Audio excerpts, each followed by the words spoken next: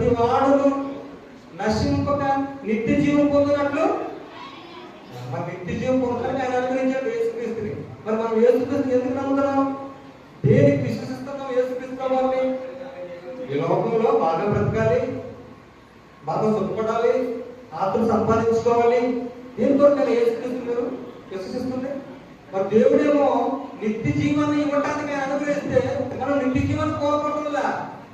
కేవలం ఈ 60-70 సంవత్సరాల జీవిత కాలంలో బాగుపడాలి అని ఆలోచించాలని అనుకుంటున్నాం తప్ప, మరణించిన తర్వాత మరో జీవితం ఉందని, మరో బ్రతుకుందని, ఆ బ్రతుకును సాధించుకోవడానికి, ఆ బ్రతుకును పొందడానికి నిత్యము జీవించే మనం అక్కడికి వెళ్ళటానికి ఆయనను పంపిస్తే అవి కావాలనుకుంటున్నాం, వద్దనుకుంటున్నాం.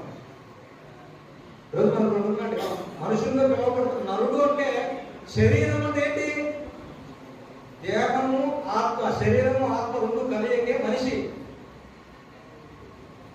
ఏ శరీరం అయితే ఈ భూమి మీద మనం కలిగి జీవిస్తున్నామో, నేను నడిపిస్తుందో ఉండదు లోపల, దాన్ని ఏమంటాం మనం?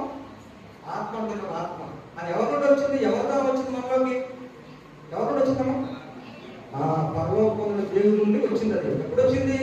మొదటి మానవుడైన ఆదాములో వచ్చింది. మొదట నరుడి నాసికారంధ్రాలలో జీవవాయువు ఉన్న నరుడు జీవాత్మ. అలాగే చేశాడా? లేదు.